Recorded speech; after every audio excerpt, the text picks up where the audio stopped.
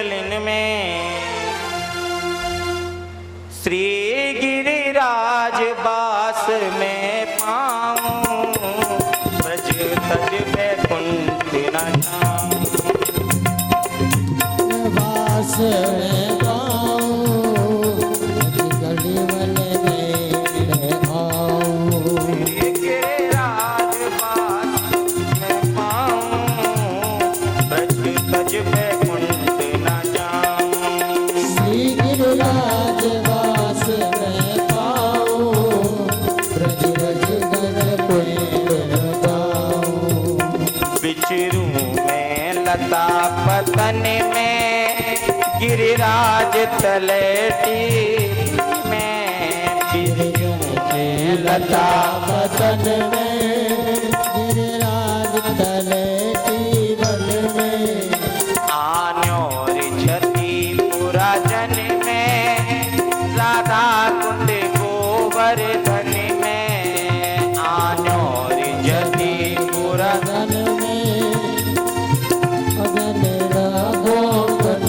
में है आन्योर जति पूरा जन में राधा कुंड गोवर्धन में आन जते पुर जन में राधा कुंड गोवर्धन में कुंडन में कर स्नान करूं जलपान परो रहूं रज में परो रहूं रज में तीजो प्रभु बारंबार जन्म मोहे ब्रज में तीजो प्रभु बारंबार जब मोहे ब्रज में जो कछ मिले प्रसाद पाए के गोविंद के गुण गाऊं ब्रज तज बैकुंठ न जाऊं ब्रज रज कुंज न जाऊं तेरी गिरिराज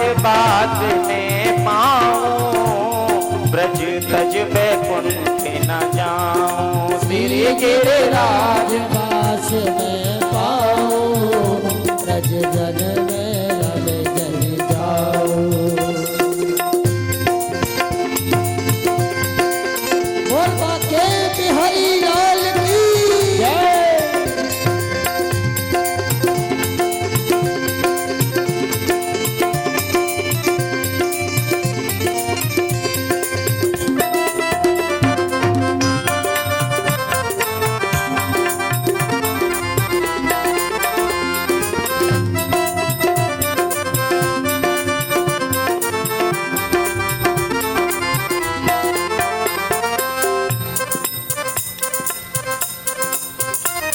पक्षिन में मोर बनैयो गिरबर पे मोह न चाहियो पक्षिन में मोर बनैयो गिरवर पर मोह न चाहियो करुणा करके कोह कहियो गिरबर पे मोह न चाहियो करुणा करके कोह कहियो गिरवर पे मोह न चाहियो झालर घंटा तोर सुनो मैं शब्द सुनो संतन के बांधे मन मोहन और मुकुट पंखन के बांधे मन मोहन और मुकुट पंखन के नेत्र सफल जब हो करूं दर्शन निज हरताऊं ब्रज तज बैकुंठ न जाऊं तेरी गिरिराज बास में पाऊं ब्रज तज बैकुंठ न जाऊं श्री गिरिराज बास में पाऊं जल में जो अब जाऊं प्यारो गिरिराज बास में पाऊं ब्रज तज बैकुंठ न जाऊं प्यारो गिरिराज बास में पाऊं जल में दिल बन जाऊं बसु आदिक मोह बनैयो जिब्बज में बास बास करइयो पशु आशिक मोहे बनइयो उज्जैन में रास बनइयो मानसी गंग जल पे वइयो जाड़न में बास करइयो मानसी गंग जल रइयो मानस में जाय बनइयो निज मंदिर को कर बेल करूं होटल चरूं परिक्रमा बांके सिर मोहन मोर मुकुट पंख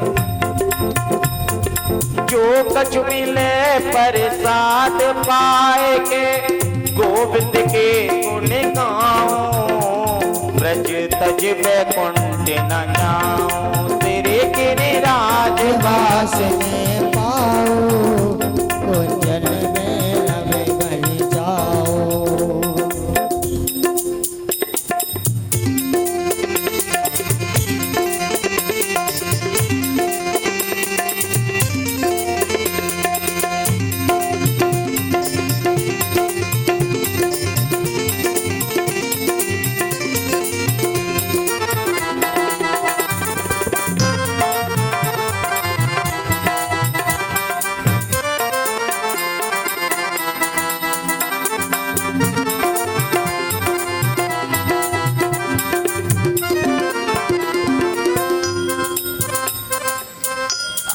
आज इंद्र भगवान के चरणों में बैठा हुआ है और प्रार्थना कर रहा है प्रभु मुझे अब स्वर्ग नहीं जाना मुझे तो आप इस ब्रज में ही बास दे दो गोविंद लग रही आस करूं ब्रजवास लेटी गोवर्धन की मुझे अब वापस नहीं जाना भगवान बोले इंद्र जा मैंने तुझे क्षमा कर दिया तू चला जा इंद्र बोला प्रभु मैं ऐसे नहीं जाऊंगा मुझसे बहुत बड़ा अपराध हुआ है जिन ब्रजवासियों से आप प्रेम करते हो उन ब्रजवासियों को मैंने कष्ट पहुंचाया है इसलिए प्रभु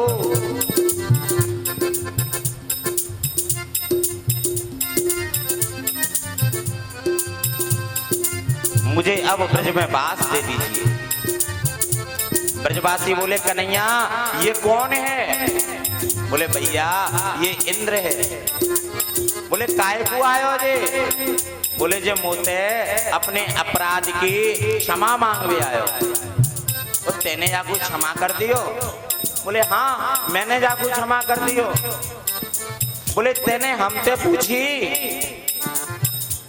बोले क्यों बोले जे इंद्र हमारा अपराधी है पहले हम क्षमा करेंगे जब क्षमा होगी इंद्र बोला भैया मैं तो तुम्हारे चरणों की धूल हूं तुम तो मुझे यहीं बांध के पटक दो मैं तो यहीं रहना चाहता हूं मुझे तो अब जाना ही नहीं है श्री गिरिराज बास में पाऊं ब्रज तज बैकुंठ न जाऊं श्री गिरिराज बास में पाऊं ब्रज तज बैकुंठ जाऊं श्री गिरिराज बास में पाऊं ब्रज तज बैकुंठ न जाऊं श्री गिरिराज बास में पाऊं ब्रज तज जाऊं चारों गिरिराज बास में पाऊं ब्रज तज बैकुंठ न जाऊं श्री गिरिराज बास में पाऊं ब्रज तज बैकुंठ जाऊं ब्रज तज बैकुंठ न जाऊं ब्रज बैकुंठ जाऊं ब्रज तज बैकुंठ न जाऊं बोलिए बाके बिहारी लाल की 7 वर्ष के मेरे कन्हैया जी ने 7 कोस लंबे चौड़े गिरिराज पर्वत को 7 दिन 7 रात्रि पर्यंत आज अपनी कन्नी उंगली पर धारण किया इंद्र आया भगवान ने इंद्र को क्षमा कर दिया परीक्षित ने पूछा, प्रभु ब्रह्मा ने 24 श्लोकों में स्तुति की, भगवान ने ब्रह्मा को तो क्षमा नहीं किया, और इंद्र ने 12 श्लोकों में स्तुति की, इंद्र को क्षमा कर दिया। बोले ब्रह्मा ने, इंद्र ने काम तो एक जैसा किया, लेकिन ब्रह्मा ने कार्य उल्टा किया और इंद्र ने उस उल्टे कार्य को सीधा कर दिया। ब्रह्मा ने भगवान के ग्वाल वालों को, भगवान के बछड़ों को भगवान से अलग कर दिया, और इंद्र ने अलग हुए ब्रजवासियों को पुनः एक जगह एकत्रित कर दिया। कहने का भाव, जो व्यक्ति भगवान के भक्त को भगवान से अलग करता है, भगवान उसको कभी क्षमा नहीं करते, और जो गलती से भी भगवान को भगवान के भक्त से मिला देता है, वो चाहे कितना भी बड़ा अपराधी हो, भगवान उसको क्षमा कर देते हैं। इंद्र ने अलग हुए ब्रजवासियों को पुनः भगवान से जोड़ दिया। आज प्रातःकाल 4 बजे ब्रह्म मुहूर्त समझ करके आज नंद बाबा यमुना जी में स्नान करने के लिए गए। उसी समय वरुण देवता के गण नंद बाबा को पकड़ करके ले गए। भगवान श्री कृष्ण गए और जाकर के बाबा को बचा के लाए। आज गैया चराने के लिए गए, रास्ते में भूख लगी, ग्वाल वालों से कहा, बोले जाओ, ये ब्राह्मण बैठे हुए हैं, इन ब्राह्मणों के पास जाओ, जाकर के कुछ ब्राह्मणों के घर से भोजन के लिए लाओ। ग्वाल वाल गए और जाकर के ब्राह्मणों से कहा, कृष्ण बलराम आए हुए हैं, उन्हें भूख लगी है, कुछ भोजन के लिए दे दो। ब्राह्मणों ने कहा, अरे ग्वाल वालो, तुम मांगने आए हो, जाओ यहां से, तुम्हें कुछ नहीं मिलेगा। ग्वाल वाल बोले, भैया यहाँ ब्राह्मणों ने तो हमको भगा दिया। बोले ब्राह्मणों के पास थोड़ी ही भेजा था मैंने तुम्हें, ब्राह्मणों के घर भेजा था, ब्राह्मण की पत्नियों के पास जाते, क्योंकि ब्राह्मणों के मन में मेरे लिए प्रेम नहीं होता, उन्हें तो बस कर्म करो, स्वाहा, और दक्षिणा लो। लेकिन ब्राह्मण पत्नियों के मन में मेरे लिए प्रेम है, तुम जाओ, जाकर के एक बार उन पत्नियों से जाकर के कहो। अब की बार ग्वाल वाल गए और ब्राह्मण पत्नियों से बोले। जैसे ही ब्राह्मण पत्नियों ने सुना कृष्ण बलराम आए हुए हैं, आज अपने हाथों से सुंदर सुंदर भोजन बनाया और भोजन बना करके अपने हाथों से भगवान को भोग लगाने के लिए जा रही हैं। ब्राह्मणों ने रोका, रुक जाओ, इशारा किया यज्ञशाला से, लंबा सा घूंघट मारा और आज कृष्ण के पास चल दी, भगवान को भोग लगाया। भोग लगाने के बाद ब्राह्मण पत्नियों ने कहा, प्रभु अब अगर हम जाएंगे तो हमारे पतिदेव हमको घर में नहीं घुसने देंगे, क्योंकि उन्होंने हमें रोकने का प्रयास किया, हम रुके नहीं, उनकी बात नहीं मानी, इसलिए अब वो हमें घर में नहीं घुसने देंगे। भगवान बोले, जाओ, अब तुम्हारे ऊपर मेरी कृपा हो गई, और जिसके ऊपर मेरी कृपा हो जाती है, संसार के सभी फिर उस पर कृपा करने लग जाते हैं, इसलिए अब तो आप जाइए। ब्राह्मण पत्नियां लौट करके आई, ब्राह्मणों ने उनका सम्मान किया और सम्मान करके उनको बड़े आदर के साथ बिठाया। बोले, जिस ब्रह्म को हम दिन रात पुस्तकों में ढूंढते हैं, अग्नि में ढूंढते हैं, आज वो ब्रह्म स्वयं चल करके आया और हम उसको पहचान नहीं पाए। सूत जी महाराज कहते हैं, सौनकादि मुनियों, श्यामं हिरण्य परिधिम वनमाल्य बाहुं धातु प्रवालट नटवे शदरीष्यन्नम। आज शरद पूर्णिमा की रात्रि है और शरद पूर्णिमा की रात्रि पर मेरे गोविंद ने कदम्ब के वृक्ष पर बैठ करके देखा कि आज चंद्रमा अपनी पूरी कला में उपस्थित है। और उसी समय मेरे गोविंद ने अपने अधरामृत पर बांसुरी रख करके बांसुरी वादन प्रारंभ कर दिया। और जैसे ही ये बंसी ब्रजमंडल में बजी, इसकी आवाज जिस किसी के कानों में पड़ी, वो इस बांसुरी की आवाज को सुन करके सब कामों को छोड़ करके भगवान श्री कृष्ण के पास चल गए। जिस गोपी के कान में ये बांसुरी के शब्द पड़े, उसने अपना नाम सुना और अपने नाम को सुन करके आज वो अपने कार्य को स्थगित करके यमुना की ओर दौड़ पड़ी। एक गोपी भोजन बना रही थी, उसी समय उसके कानों में बांसुरी की आवाज पड़ी। और जैसे ही बांसुरी की आवाज कानों में पड़ी, जलती हुई अग्नि में पानी डाल करके आज वो कृष्ण के पास चल गई। एक गोपी श्रृंगार कर रही थी, अभी उसने वस्त्र पहने ही थे कि उसके कानों में बांसुरी की आवाज पड़ी। और बांसुरी की आवाज सुन करके उसने भी यमुना जी की तरफ दौड़ लगा दी। एक स्त्री अपने पति को भोजन करा रही थी, उसी समय बांसुरी की आवाज उसके कानों में पड़ी। और जैसे ही बांसुरी की आवाज उसके कानों में पड़ी, पति को छोड़ करके वो यमुना की तरफ जाने लगी। उसके पति ने हाथ पकड़ लिया, बोले हम तुमको जाने नहीं देंगे, कमरे में बंद कर दिया। बोले तुम इस शरीर से प्रेम करते हो ना, एक काम करो, इस शरीर पर घी लगाओ, बुरा लगाओ, बैठ करके चाटो।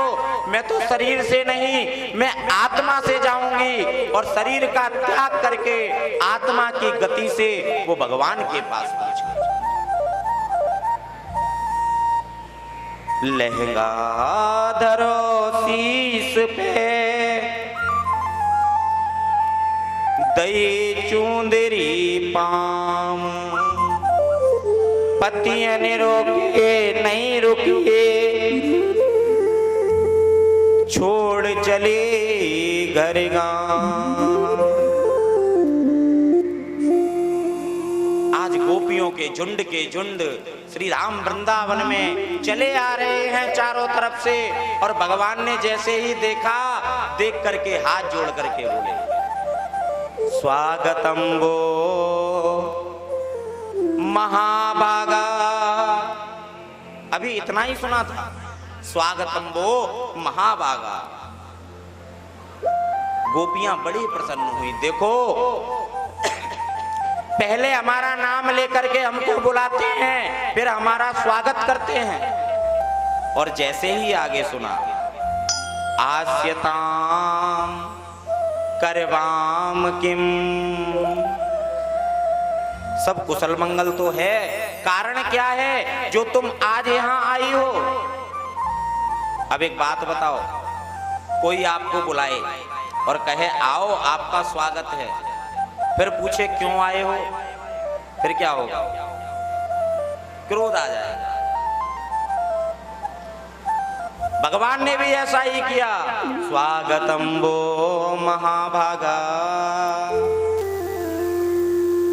हे महाभागियो, आपका स्वागत है, परंतु आस्यताम करवाम किम, आप यहाँ क्यों आई हो? क्या ब्रज में कोई घोर कष्ट है? यदि ब्रज में कोई घोर कष्ट है तो मुझे बताइए, मैं उस कष्ट की निवृत्ति करने का प्रयास करूंगा।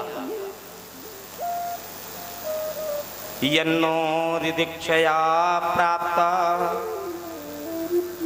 उपन्नमिदं हिवा, यस्येन देवकल्पान्ते ब्रूहि गमनकारकः।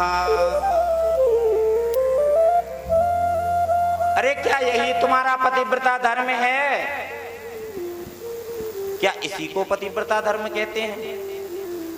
तुम्हें याद है जब तुम्हारा विवाह हुआ तब तुमने अपने पति को कौन सा वचन दिया था? तुमने कहा था उद्याने मद्यपाने पिता गृहे गमनेन चा। उद्याने जंगल में, मद्यपाने मत वाले व्यक्ति के सामने, और अपने पिता के यहां नहीं जाओगी। क्या ये वचन भूल गई? तुम इस नितांत जंगल में एक पर पुरुष के सामने जंगल में खड़ी हुई हो। क्या यही तुम्हारा पतिव्रता धर्म है? जानती हो, मैं तुम्हें एक कथा सुनाता हूं। एक स्त्री थी, वो अपने पति का पतिव्रता धर्म से सेवा किया करती थी। एक दिन उसके पति आए और उसकी गोद में सर रख करके सो गए। उसने देखा कि उसका एक छोटा सा बालक दूर अग्निकुंड के पास खेल रहा है। अब वो स्त्री मन में विचार करने लगी कि अगर मैं अपने पति को जगाती हूं तो मेरे पतिव्रता धर्म नष्ट होगा, और यदि मैं अपने पति को नहीं जगाती हूं तो आज मेरा पुत्र अग्नि में जल करके नष्ट हो जाएगा। मैं क्या करूं मन में विचार करने लगी। उसी समय उसका छोटा सा बालक खेलते खेलते गया और जाकर के अग्निकुंड में गिर गया। उस स्त्री ने नेत्र बंद कर लिए, नेत्र बंद करके बैठ गई।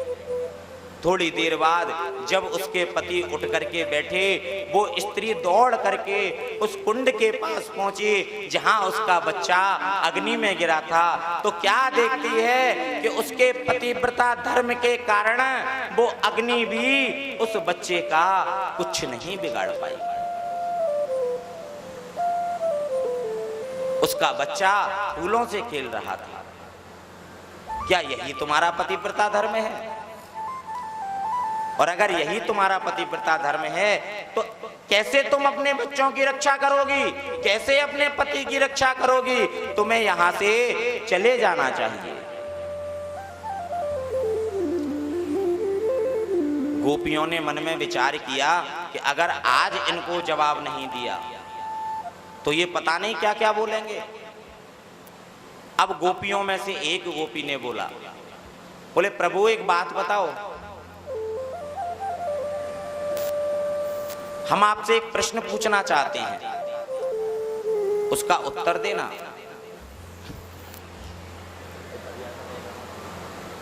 बढ़िया।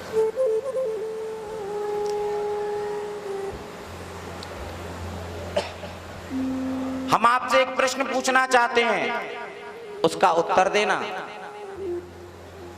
एक गोपी थी, वो पतिव्रता धर्म से अपने पति की सेवा करती थी। एक दिन उसके पति को कहीं बाहर गांव जाना था। उसके पति ने कहा, देवी मैं कुछ दिनों के लिए दूसरे गांव जा रहा हूं, जब तक तुमको अकेले रहना है। बोले स्वामी मेरी तो आदत है, जब तक मैं आपके दर्शन नहीं कर लेती तब तक मुझे कुछ भी अच्छा नहीं लगता। आप चले जाएंगे फिर मैं किसके दर्शन करूंगी?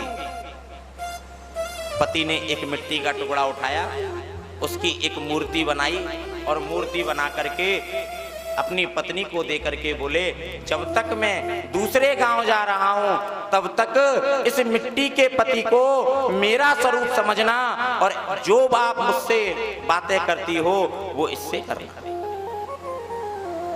दे करके चले गए। एक दिन की बात, वो स्त्री अपने मिट्टी के पति से वार्तालाप कर रही थी। उसी समय उसके वास्तविक पति आ गए।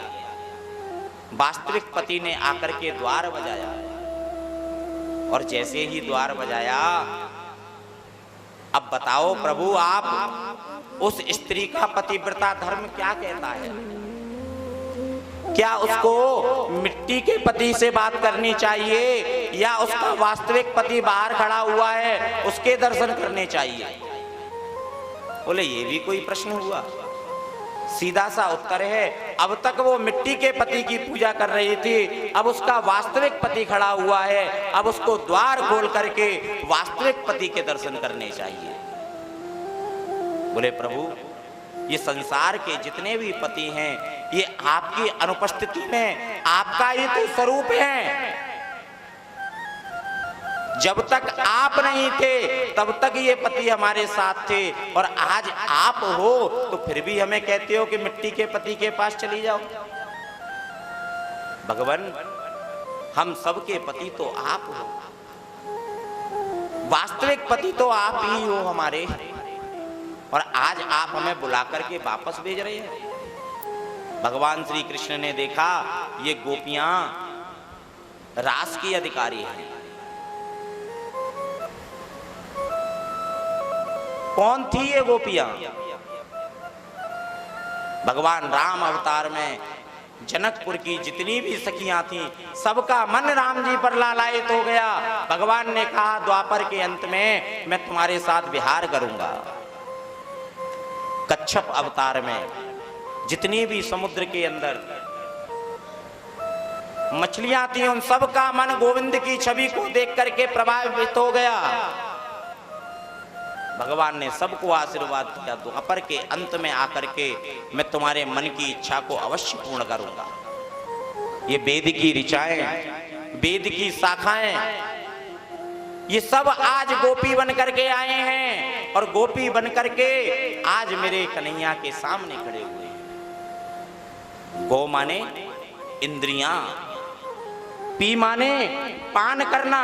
जिसने अपनी इंद्रियों का पान कर लिया हो उसी को गोपी कहते हैं। और आज ये गोपियां कोई साधारण नहीं है, ये सब अपनी आकांक्षाओं को त्याग करके, अपने इंद्रियों का पान करके आज भगवान के सामने खड़ी हुई हैं। और मेरे भगवान भी गोपियों के बीच में कूद गए, और देखते देखते यमुना के तट पर महारास प्रारंभ हो गया।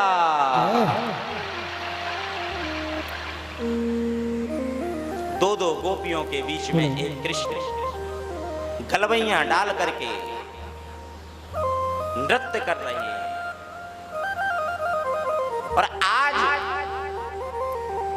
वृंदावन में यमुना के तट पर महारास हो रहा है। दो दो गोपियों के बीच में एक एक कृष्ण गलवैयां करके नृत्य कर रहे हैं, तांबूल आदान प्रदान कर रहे हैं, और आज बड़ा सुंदर महारास का दर्शन हो रहा है। गोकुल में देखो, वृंदावन में देखो रे, मुरली बाजे रे, श्याम संग राधा नाचे रे, श्याम संग राधा नाचे रे।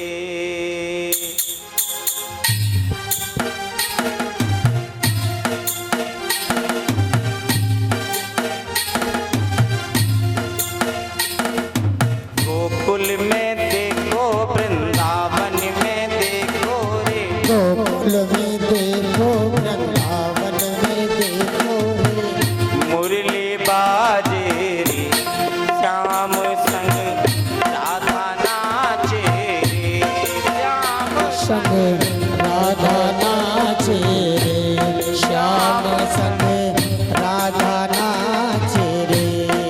जय हो।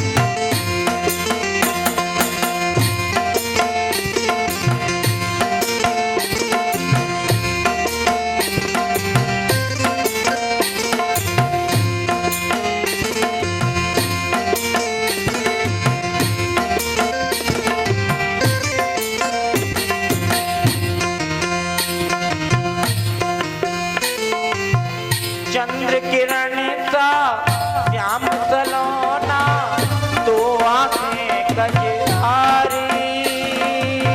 चंद्र किरण सा श्याम सलोना शोभा है अति प्यारी। ओ चंद्र किरण सा श्याम सलोना तो आंखें कजरारी। चंद्र किरण सा श्याम सलोना शोभा के अधिकारी। ठुमक ठुमक नाचे गोपियन के संग जग का पालन हारी।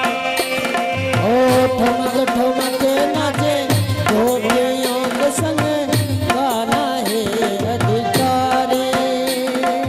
रास बिहारी संग प्यारी संग रास बिहारी संग कुंज रास बिहारी संग कुंज बिहारी संग राधा नाचे रे। श्याम संग राधा नाचे रे। हाँ गोकुल में देखो वृंदावन में देखो रे बाजे रे श्याम संग राधा नाचे रे। श्याम संग राधा नाचे रे। श्याम संग राधा नाचे रे। श्याम संग राधा नाचे रे।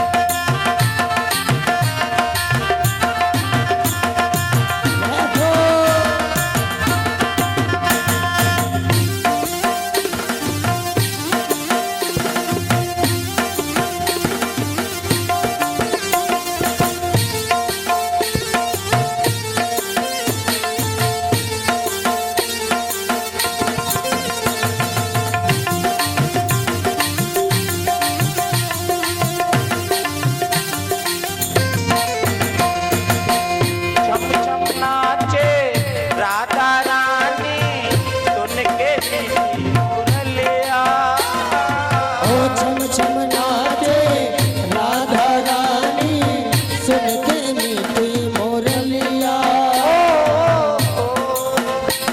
ओ छम छम नाचे राधा रानी सुन के मीठी मुरलिया। श्याम छवि पे सब बलिहारी ग्वाल बाल और गैया।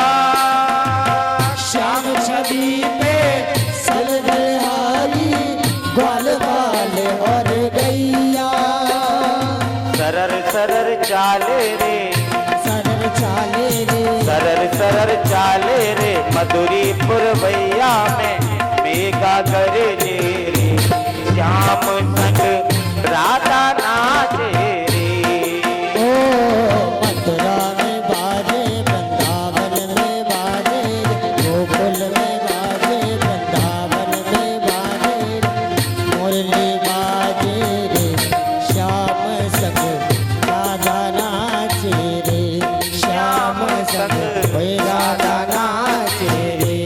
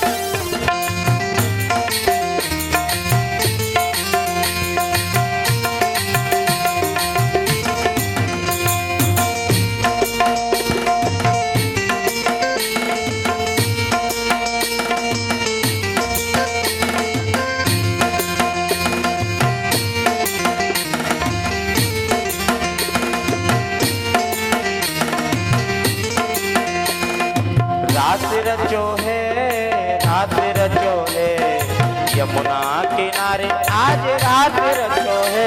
ओ रास रचो है, रास रचो है, यमुना किनारे आज रास रचो है। ओ रास रचो है, रास रचो है, यमुना रास रचो है, रास रचो है, रास रचो है, यमुना किनारे आज रास रचो है। आज यमुना के तट पर बड़ी सुंदर रासलीला चल रही है। अब तो किसी गोपी को प्यास लगती, मेरे गोविंद उस गोपी के लिए पानी लेकर के आते। किसी को गर्मी लगती, मेरे गोविंद अपने पीतांबर से उसकी हवा करने लग जाते। किसी को भूख लगती, उसके लिए भोजन की व्यवस्था करते। किसी को चरण दर्द दबाने लग जाते। अब तो अरे गोपियों के मन में अभिमान आ गया। देखो, पहले हमें बुलाते हैं, फिर हमारे साथ रासलीला करते हैं, और जब हम थक जाते हैं तो हमारी सेवा करते हैं। भगवान की सेवा में अभिमान नहीं आना चाहिए, और यही अभिमान इन गोपियों के लिए कष्टकारी बन गया। मेरे गोविंद सभी गोपियों की सेवा में लगे हुए थे। जब गोपियों के भाव को देखा, तुरंत गोपियों के बीच में से अदृश्य होकर के किशोरी जी को लेकर के चले गए। अब तो गोपियां ढूंढ रही हैं, कृष्ण कहां चले गए? अरे कृष्ण अभी तो यहीं थे और अभी हमें छोड़ करके चले गए। अभी तो यहीं थे, हमारे साथ भ्रमण कर रहे थे, नृत्य कर रहे थे, और अभी अभी हमें छोड़ करके चले गए। अरे विशाखा, क्या तूने देखा? अरे ललिता, क्या तूने देखा? अरे सहचरी, क्या तूने देखा? अगर देखा हो तो बता दे।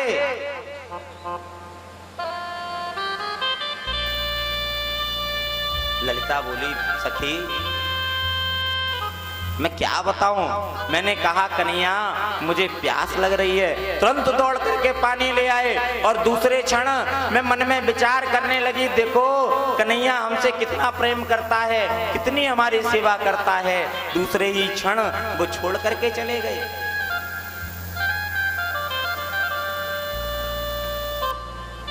हो ना हो, राधा रानी को पता होगा, राधा रानी को ढूंढते हैं, राधा रानी के साथ जरूर कन्हैया में मिलेंगे, उन्हीं के पास चलते हैं। और कन्हैया जी अकेले में किशोरी जी को झूला झुला रही है, और आज किशोरी जी के मन में भी अभिमान आ गया। देखो, सहस्त्र गोपियों को छोड़ करके कन्हैया मुझे अकेले में झूला झुला रहे हैं। और जैसे ही किशोरी जी के भाव को देखा, किशोरी जी तुम्हें भी अभिमान आ गया?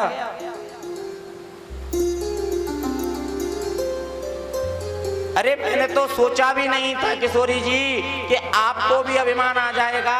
मेरे कन्हैया किशोरी जी को भी छोड़ करके चले गए। अब तो किशोरी जी ने रोना प्रारंभ कर दिया, रुदन कर रही है।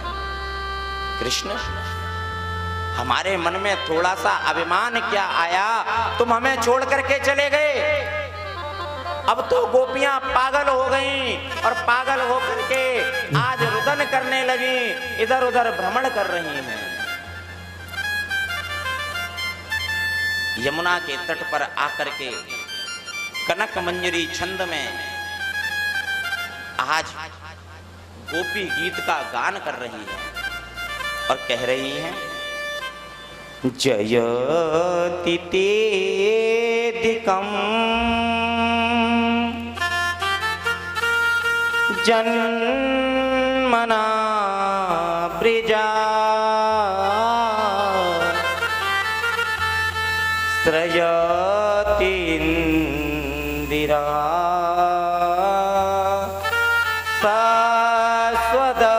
शाश्वतत्रही।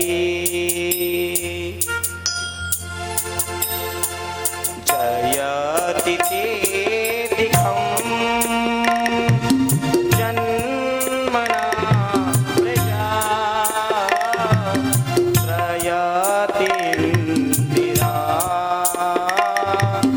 शाश्वतत्रयी दयति द्रव्यता देक्षुता बता त्वयि कृता सभा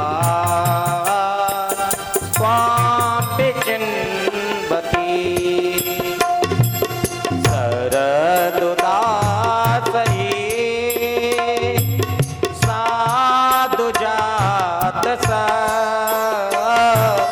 सरसिजो दरा प्रेम मुखाद्रिसा सूरतनाथ के सुलगता शिखा वरदने न तो नेह किं वदा।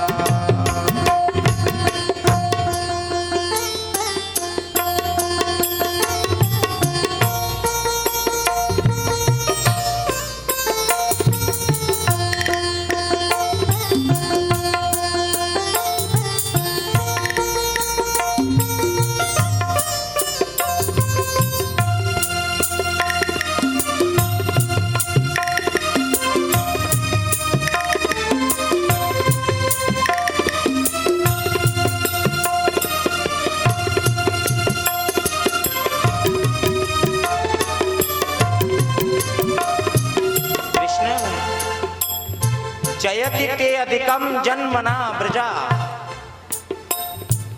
इस ब्रज की महिमा आपके जन्म से और बढ़ गई और वैकुंठ की अधिष्ठात्री देवी माता लक्ष्मी भी इस ब्रज में वास करने के लिए तरसती है।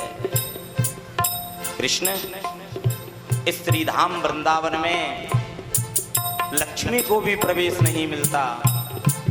हमारा तो सौभाग्य है जो हम आपके साथ इस ब्रज मंडल में निवास कर रही हैं,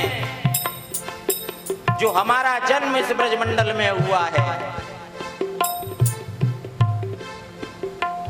और हम आपके चरणों की सेवा करती हैं। तुम क्या सोचते हो कि जो हम तुम्हारी सेवा करते हैं उसका हम कुछ तुमसे शुल्क लेंगे? प्रभु हमसे तुम्हें कोई शुल्क नहीं चाहिए। हम तुम्हारी कोई शुल्क की दासी नहीं है, हम तो निशुल्क दासी हैं। आपके मुखमंडल को देख करके ही जीती हैं, हमें और कुछ नहीं चाहिए। हम तो आपकी सेवा करते हैं और बदले में आपके दर्शन हो जाएं, बस इसी कामना के साथ हम आपसे प्रेम करते हैं। विष जलाप्यया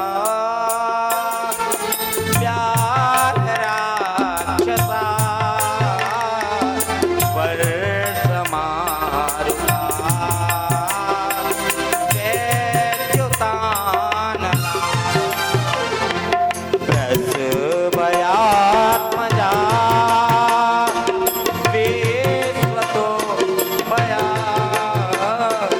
दशपति वयं रक्षिता मोर।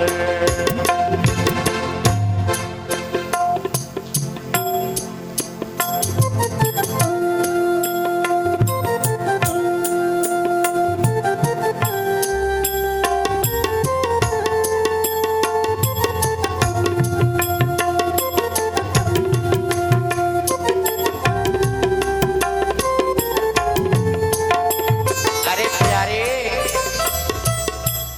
जब तुमको जाना ही था तो क्यों बचाया हमें कालिया नाग के विषैले जल से? क्यों नहीं मर जाने दिया हमें उस कालिया नाग के विषैले जल से? अरे पहले आपने हमें बुलाया, हम यहाँ आए, हमारे साथ रास क्रीड़ा की, और जब हमारे मन में थोड़ा सा अभिमान आ गया, आप हमें छोड़ करके चले जब ऐसा ही करना था तो क्यों बचाया हमें इंद्र के प्रकोप से? क्यों नहीं मर जाने दिया हमें दावानल अग्नि में जल करके?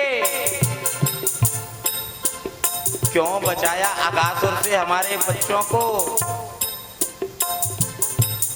क्यों नहीं जल जाने दिया हमें मुंजाट वन में? मधुरया गिरा बल्गुवाक्यया उदमनोदया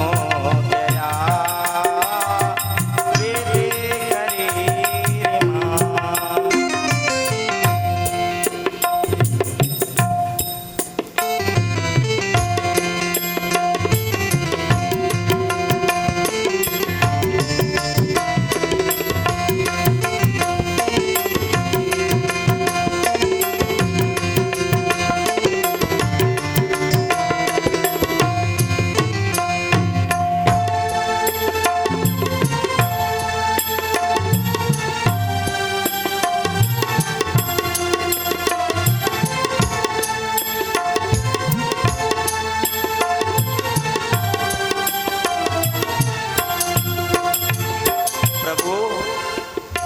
इस विरह की अग्नि में छोड़ करके आप हमें चले गए और आपको नहीं पता इस विरह की अग्नि में हम कितना जल रहे हैं।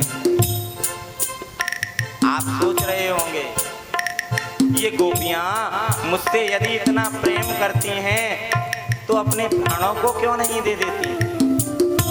गोविंद, ये प्राण तो निकलना चाहते हैं, ये प्राण तो निकलने के लिए तैयार बैठे हैं, परंतु मधुरया गिरा तब कथामृतम तप्त जीवनम कवि विरीडितम कल्मषापहम् प्रणतिदेहिना पापकर्षणम् ऋणचरानुगम् श्रीनिकेतनम्।